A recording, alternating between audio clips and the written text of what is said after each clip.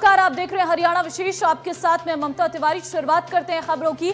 निकाय चुनाव को लेकर तमाम राजनीतिक दलों ने अपनी अपनी रणनीति बनानी शुरू कर दी है। दिल्ली में कांग्रेस ने अहम बैठक की, जिसमें पूर्व सीएम भूपेंद्र हुड्डा, प्रदेश अध्यक्ष उदय भान, प्रभारी विवेक बंसल समेत तमाम बड़े नेता मौजूद रहे। बैठक में पार्टी सिंबल पर चुनाव लड़ेगी या नहीं, इस पर कोई फैसला नहीं हो पाया है। निकाय चुनाव के लिए 3 सदस्यीय कमेटी बनाई गई है। इस कमेटी में प्रभारी विवेक बंसल, भूपेंद्र हुड्डा, प्रदेश अध्यक्ष उदय भान को शामिल किया गया है। हालांकि कुमारी शैलजा और नाराज कुलदीप बिश्नोई बैठक में नहीं पहुंचे।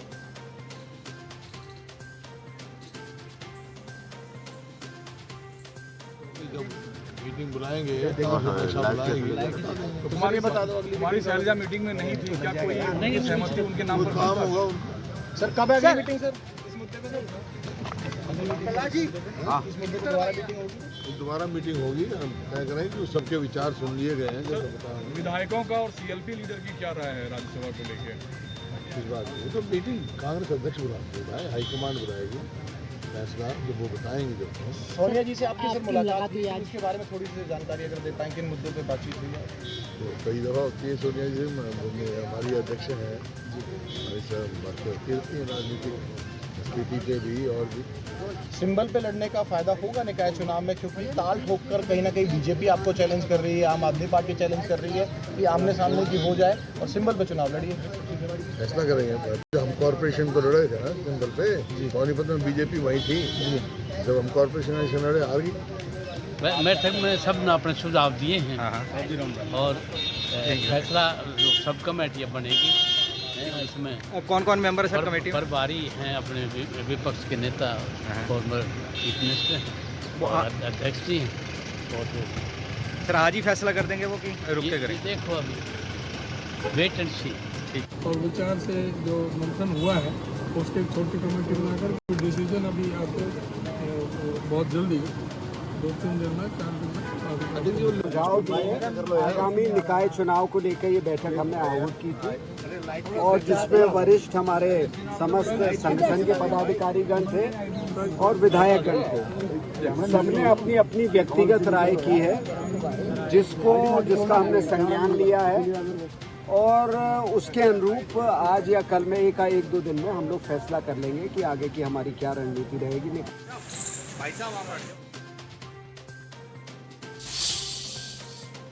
वहीं बीजेपी का कहना है कि कांग्रेस का हाल बेहाल है। कांग्रेस के एक नहीं बल्कि 4 लोग चला रही हैं। ऐसे में पार्टी का बंटाधार होना लाजमी है। देखिए, बहुत लोग नाराज हैं। शैलजा कौन सी राजी है? बहुत लोग हैं, आप देख रहे हैं। कांग्रेस में आपका कुलदीप बिश्नोई है, रणदीप सुरजेवाला भी नहीं राजी है। ये कांग्रेस का सदा ही है। मैं तो इस कांग्रेस में रहा हूँ, देखा है। इस कांग्रेस में कोई जागता रहे तो दूसरे उसकी निगरानी करते हैं कि क्यों खोया, क्यों नहीं अब तक। ये कांग्रेस ऐसी है। कांग्रेस एक आदमी नहीं चला रहा, कांग्रेस चलाने वाले 10 लोग होंगे। एक पार्टी ऐसी है जो एक खास वर्ग के लिए करेगी, इसके लिए ये होगा, दूसरों के लिए नहीं होगा। ये फैसिलिटी नहीं होगी, एक खास वर्ग के लिए होगा। जहाँ हमें वोट दिखाई दे तो वो कर रहे हैं। हमने तो कहीं किया ही नहीं। हमने कभी जाति के नाम पे, कभी मजहब के नाम पे कोई भेदभाव नहीं किया। आज आपके सामने है कि हर जगह मुसलमान भी ये कह रहा है कि मेरे साथ कोई भेदभाव नहीं है। अगर मकान हिंदू का बना तो मुसलमान का बना, अगर आयुष्मान कार्ड हिंदू का बना तो मुसलमान का बना, अगर राशन हिंदू को मिला तो मुसलमान को भी मिला। किसी के साथ कोई भेदभाव नहीं है। हम ये मानते हैं कि 135 करोड़ जो लोग हैं, ये सारे के सारे भारतीय हैं और सारे के सारे हमारे हैं। इनके सुख और दुख में हमारी हिस्सेदारी, हमारी जिम्मेदारी है।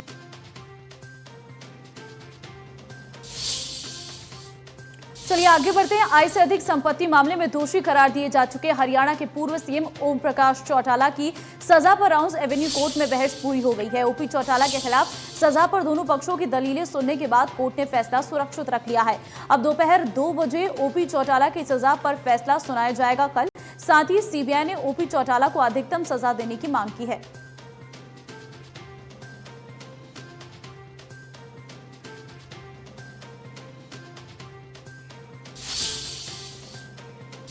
कोर्ट में क्या कुछ हुआ, ग्राफिक्स के जरिए आपको बताते हैं। ग्राफिक्स से समझिए कोर्ट में किसने क्या कुछ दलीलें दी।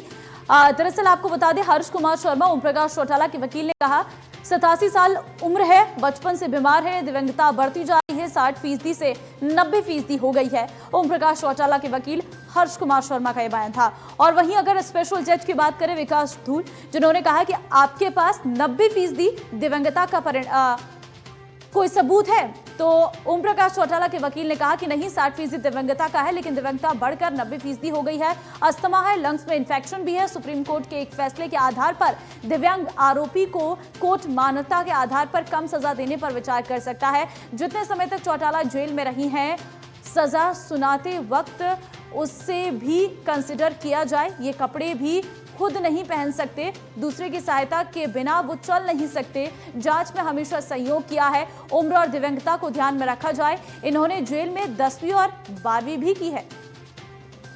सीबीआई के वकील ने कहा कि इस मामले में कम से कम सजा देने से आम लोगों के बीच गलत संदेश जाएगा। ये पूर्व मुख्यमंत्री नहीं है, इनकी सजा एक संदेश के तौर पर ली जाएगी। इनका कहना है कि ट्रायल बहुत लंबा चला, लंबा ट्रायल चलने की वजह से इन्होंने सफर किया है। जितने भी पुराने फैसलों का हवाला चौटाला के वकील ने दिया, वो सभी ऐसे लोगों का है जिनका परिवार उन पर निर्भर था, लेकिन चौटाला 87 साल के हैं, उनके साथ ऐसा नहीं है। उनके परिवार उन पर निर्भर नहीं है। आप लीडर हैं, आपके हर आदेश को लोग मानते हैं। अगर लीडर ही इस प्रकार के भ्रष्टाचार करेंगे तो समाज में इसका क्या प्रभाव पड़ेगा। कोर्ट को इस फैसले में किसी भी तरह से नरमी नहीं बरतनी चाहिए। कानून बनाने वाले अगर अपराध करेंगे तो उसका जनता पर क्या असर होगा। चौटाला को अधिकतम सजा दी जानी चाहिए और अधिकतम आर्थिक जुर्माना भी लगाया जाना चाहिए। ट्रायल के दौरान यंग एज से ओल्ड एज में आने पर आरोपी को कोई रिलीफ नहीं दिया जाता है। ये सीबीआई के वकील अजय गुप्ता की तरफ से कोर्ट में कहा गया। फिलहाल हर्ष कुमार शर्मा, ओम प्रकाश चौटाला के वकील ने कहा, सजा देते समय जेबीटी भर्ती मामले में 10 वर्ष की सजा को भी कंसिडर किया जाए। और इस पर स्पेशल जज ने कहा कि उसमें से 2 वर्ष 4 महीने की सजा ही कंसिडर की जाएगी। जितनी सजा होगी उसमें 2 वर्ष 4 महीने की सजा एडजस्ट की जाएगी। तो ये स्पेशल जज की तरफ से कहा गया है। ओपी चौटाला की सजा पर बहस पूरी हुई। राउंड एवेन्यू कोर्ट में सीबीआई के वकील ने दलील दी है, मुख्यमंत्री रही हैं, ऐसे में सजा संदेश के तौर पर होनी चाहिए। ओपी चौटाला के वकील ने कोर्ट में ओपी चौटाला की उम्र और दिव्यांगता को देखते हुए कम सजा की अपील की है। सुनवाई के दौरान यही सी बात के ऊपर चर्चा रही। उनकी सिर्फ एक ही प्ली थी कि जो जेबीटी केस के अंदर उनको सजा हुई, वो सजा उस इस सजा के संग मिल जाए। लेकिन हमने सुप्रीम कोर्ट के केस का हवाला देते हुए बता दिया, दोनों सजाएं अलग चलेंगे। कानून में जब इस बात का कोई प्रावधान नहीं है कि दिव्यांगता का या एज फैक्टर का, तो उसका बेनिफिट कैसे मिल सकता है। फिलहाल रिजर्व रखा गया, फिलहाल कल 2 बजे के लिए रिजर्व रखा है। कल 2 बजे अदालत ने सारी बहस। हमारा ये स्टैंड था कि ये केस एक सब्जेक्टिव ओपिनियन वाला केस है और मेरा एक्सप्लेनेशन एक्सेप्ट नहीं हुआ, इसलिए आपने मेरे को सजा दोषी माना। बट मेरी उम्र देखिए 87 ईयर्स ओल्ड हूँ मैं, 90% डिसेबल हूँ मैं चल फिर नहीं सकता। मेरा कंडक्ट कोर्ट के अंदर एग्जाम्पलरी है। 2010 से लेके आज तक मैंने कभी कोर्ट ऐसा डे नहीं आया जहाँ मैं या मेरा वकील अपीयर ना हुआ हो। हमने कोई डिले नहीं करा है। ये सब कंसिडरेशन सुप्रीम कोर्ट कहता है कि सेंटेंस को कम कराने के लिए बहुत जरूरी है और कोर्ट को कंसिडर करनी चाहिए। ओपी चौटाला को कल सजा का ऐलान होगा। जेल मंत्री रणजीत सिंह का क्या कुछ कहना है, सुनाते हैं आपको। हम 2 भाई हैं, मेरे से वो 11 साल बड़े हैं और उन्होंने मतलब मुझे पढ़ाने का काम भी करा, सब कुछ जो पेरेंटली लुक आफ्टर भी करा। तो उनकी तकलीफ होगी, पर क्योंकि सब जुडिस मैटर है, इसमें हमारा कुछ कहना बनता नहीं। आगे ये है कि आगे वो अपील में जाए, क्या होता है। आज तो जजमेंट आएगी, तो वैसे मतलब मैं समझता हूँ एज देख के, उनका अपना फिजिकली जो उनका स्ट्रक्चर है वो देख के हर आदमी ये समझता है कि थोड़ा सा उनके साथ न्याय होना चाहिए। वहीं आज सांसद सुशील गुप्ता ने पूर्व सीएम और इनेलो सुप्रीमो ओपी चौटाला पर तंज कसा। एयर कंडीशन में पसीने आने लग रहे हैं, उनको तो हवा दिख ही रहा है। जनता बदल रही है ना, जनता पूरा गांव हाथ खड़ा करके जब आम आदमी पार्टी को ज्वाइन करता है तो उनको आम आदमी पार्टी हवा ही दिखाई देगी। हाँ, आजकल इनको एयर कंडीशन में पसीने आने लग रहे हैं, उनको तो हवा दिख ही रहा है। जनता बदल रही है ना, जनता पूरा गांव हाथ खड़ा करके जब आम आदमी पार्टी को ज्वाइन करता है तो उनको आम आदमी पार्टी हवा ही दिखाई देगी। गृहमंत्री अनिल विज का काफिला जो अमृतसर दिल्ली नेशनल हाईवे पर रुक गया और विज खुद गाड़ी से उतरकर जीटी रोड के बीचों बीच खड़े हो गए। गृहमंत्री अनिल विज ने खुद जीटी रोड पर गलत लेन में चल रही ट्रकों को हाथ देकर रोका और फिर ट्रैफिक पुलिस के हवाले करके उनके चालान कराने के निर्देश दिए। दरअसल अनिल विज कई बैठकों में अधिकारियों को बार बार कह चुके हैं कि हैवी व्हीकल्स के कारण साल भर में बहुत मौतें होती हैं, लिहाजा इन पर सख्ती से ट्रैफिक नियमों को लागू किया जाए।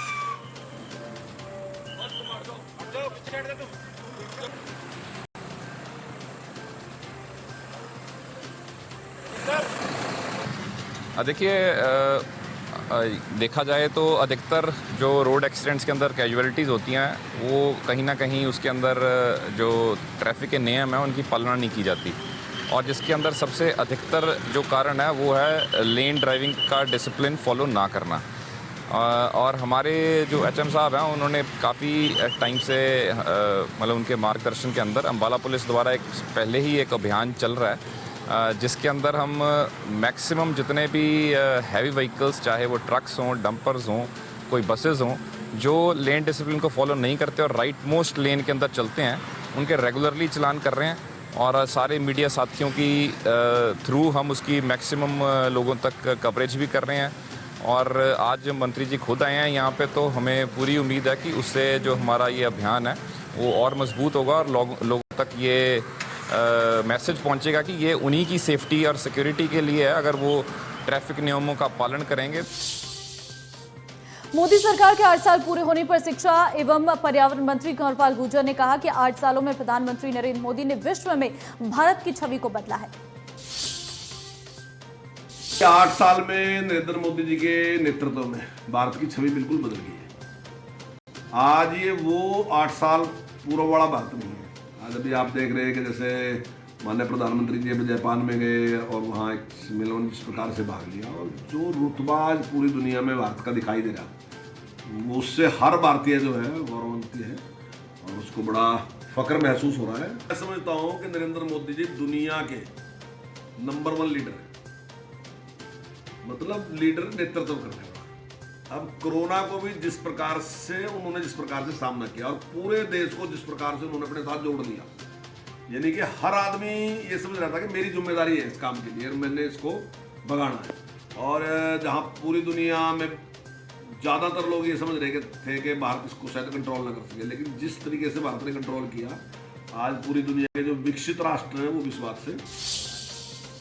सिरसा के उड़ाव में 29 मई को होने वाली मुख्यमंत्री की प्रगति रैली को लेकर बीजेपी नेताओं ने कमर कस ली है। कैबिनेट मंत्री रणजीत सिंह ने दावा किया है कि रैली में 50,000 से अधिक लोग आएंगे।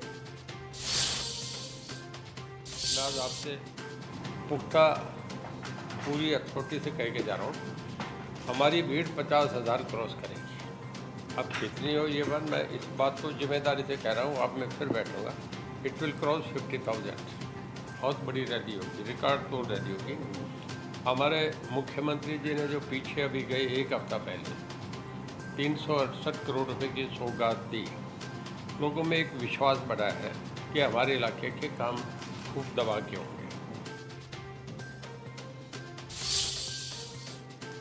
हरियाणा के सभी सरकारी और प्राइवेट स्कूलों में 1 जून से 30 जून तक छुट्टियां रहेंगी। इन आदेशों का सख्ती से पालन करवाया जाएगा। वहीं हरियाणा के 10वीं से 12वीं कक्षा तक के लगभग 5 लाख विद्यार्थी इस दौरान ऑनलाइन कक्षाएं लगाएंगे। हरियाणा के शिक्षा मंत्री कंवरपाल गुर्जर ने यमुनानगर में मीडिया से बातचीत करते हुए कहा कि अभी हाल ही में बच्चों को टैब दिए गए हैं, जिसको लेकर बच्चों में भारी उत्साह है। वहीं टीचरों को भी टैब उपलब्ध करवाए जा रहे हैं। उन्होंने कहा कि इस दौरान छुट्टियों में ये विद्यार्थी ऑनलाइन पढ़ाई करेंगे। इससे जहां कोरोना काल के दौरान पढ़ाई में हुए नुकसान की पूर्ति हो पाएगी, वहीं विद्यार्थियों को भी ये टैब चलाना आ जाएगा। तो फिलहाल 1 जून से 30 जून तक छुट्टियां रहेंगी, लेकिन इस दौरान 10वीं, 11वीं और 12वीं बच्चों के लिए पढ़ाई ऑनलाइन माध्यम से जारी रहेंगी। ये 1 जून से 30 जून तक बच्चों की छुट्टियां रहेंगी और उसके बाद स्कूल लगेंगे। और ये छुट्टियां जो हैं वो सरकारी और जो प्राइवेट स्कूल हैं सभी स्कूलों में छुट्टियां रहेंगी। की बार उसका हमारा हमने एक निर्णय लिया कि जो छुट्टियां हैं उसमें ऑनलाइन एजुकेशन देने का काम जो है वो करेंगे। उसका कारण एक तो ये भी है कि अभी बच्चों में भी काफ़ी उत्साह है, वो भी टैब को चला के देखना चाहते हैं, उस पर काम करना चाहते हैं।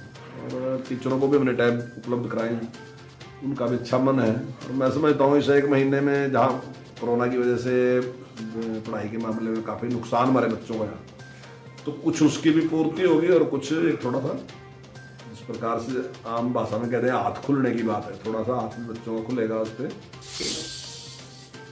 तुर्की में कुरुक्षेत्र के गांव बारना के युवक की मौत के मामले में आरोपी एजेंटों की गिरफ्तारी की मांग को लेकर परिजन और ग्रामीणों ने कुरुक्षेत्र के ऐथल मार्ग पर कुरुक्षेत्र विश्वविद्यालय के 3rd गेट पर जाम लगा दिया। जाम की सूचना मिलते पुलिस मौके पर पहुंची। परिजनों का आरोप है एजेंटों ने विक्रम को जर्मनी भेजने की बजाय तुर्की भेज दिया और वहां उसकी हत्या करवा दी। वहीं पुलिस पर सवाल उठाते हुए कहा कि पुलिस भी कार्रवाई नहीं कर रही है। परिजनों का कहना है कि विक्रम को जर्मन भेजने के लिए 14 लाख रुपए दिए थे। गाँव के ही टहल सिंह, रमेश और उनके करीबी वीरू ने जो जर्मन में बुलाया था, लेकिन 7 महीने से जर्मन भेजने की बजाय कभी ग्रीस तो कभी तुर्की भेजा और आखिरी में उसकी हत्या कर दी गई।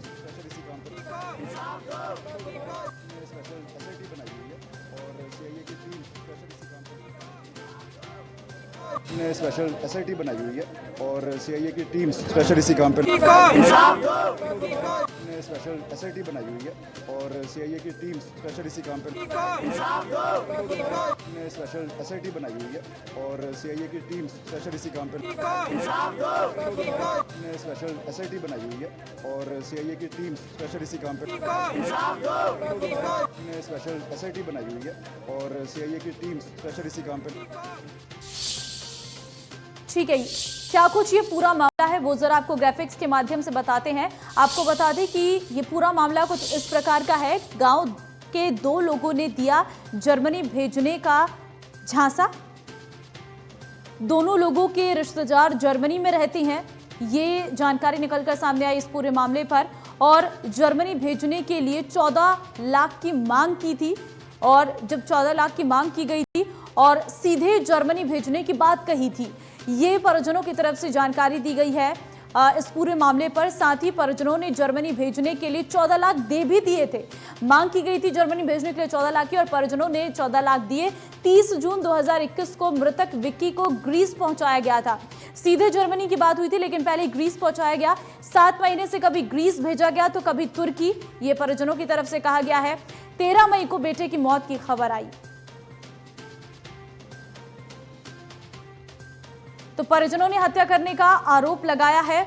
आपको जानकारी दे रहे हैं पूरा मामला क्या कुछ है और साथ ही साथ आपको ये भी बता दें कि एजेंटों के जल्द गिरफ्तार करने की मांग की गई। इसको लेकर आज प्रदर्शन भी किया गया।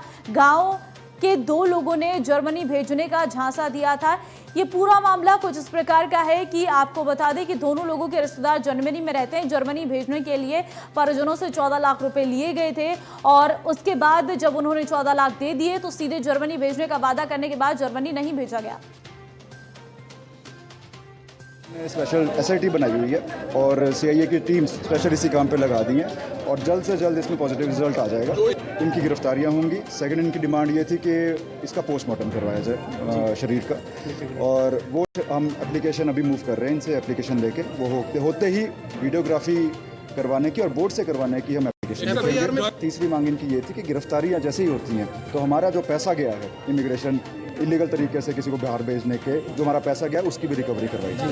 तो रिकवरी भी की जाएगी, गिरफ्तारियां की जाएंगी, बोर्ड से मेडिकल होगा और इनकी कुछ थी और कुछ धाराएं जो इनका कहना था कि ये पुलिस ने नहीं लगाई हैं, तो वो धाराएं हम ऑलरेडी ऐड कर चुके थे। आज जाम लगाने से पहले धाराएं जो बनती।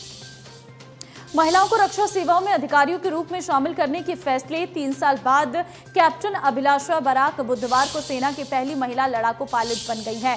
वह आर्मी एविएशन कॉर्प्स में शामिल होने से पहले अभिलाषा नासिक में combat army aviation training school में कोर्स को पूरा करने में लगी हुई थी। 1 साल का ट्रेनिंग कोर्स पूरा होने के बाद उन्हें महिला लड़ाकू पायलट के रूप में सेना में शामिल कर लिया गया है। बराक हरियाणा की रहने वाली है और रिटायर्ड कर्नल की बेटी है। अभिलाषा बराक को सितंबर 2018 में आर्मी एयर डिफेंस कोर में कमीशन किया गया था। कॉम्बैट एविएट बनने के बाद अभिलाषा बराक को 2072 army aviation squadron 2nd flight को सौंपा गया है, जो कि ध्रुव एडवांस्ड लाइट हेलीकॉप्टर संचालित करता है।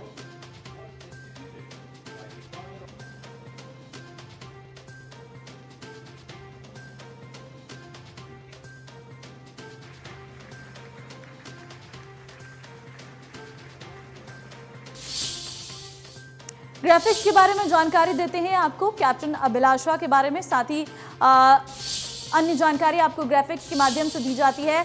हरियाणा की बेटी ने इतिहास रचा है, देश की पहली महिला कॉम्बैट एविएटर बनी है अभिलाषा। सेना की पहली महिला लड़ाकू पायलट अभिलाषा बनी है। आपको जानकारी देते हैं कि रुद्र और LCH जैसे अटैक हेलीकॉप्टर उड़ा सकेंगे अब अभिलाषा, और अभिलाषा को 2072 army aviation squadron second flight को सौंपा गया है। साल 2018 में सेना की एयर डिफेंस कोर में शामिल हुई थी अभिलाषा।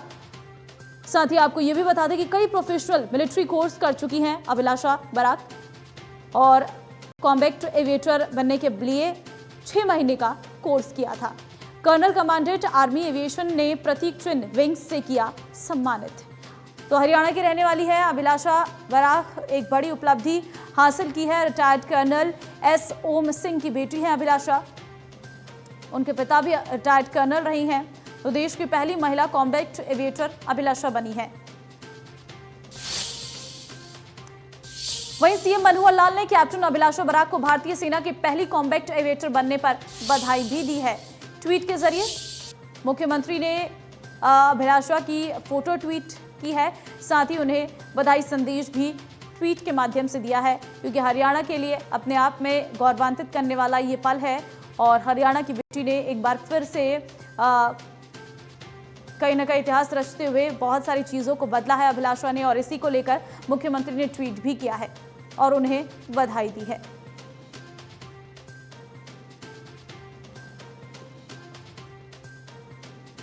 तो सीएम मनोहर लाल ने कैप्टन अभिलाषा को ट्वीट कर बधाई दी है। उनकी तस्वीर जो है वो साझा की गई है मुख्यमंत्री की तरफ से। बेटी बचाओ बेटी पढ़ाओ अभियान को बल मिलेगा, सीएम की तरफ से कहा गया। अभिलाषा से प्रेरणा लेंगी प्रदेश की और भी बेटियां, बेटी बचाओ बेटी पढ़ाओ अभियान को बल मिलेगा, ये मुख्यमंत्री ने अपने ट्वीट के जरिए कहा है। तो मुख्यमंत्री ने बधाई संदेश दिया है। भारतीय सेना की पहली कॉम्बैट एविएटर बनने पर दी बधाई मुख्यमंत्री की तरफ से। अभिलाषा से प्रेरणा लेंगी प्रदेश की और भी बेटियां।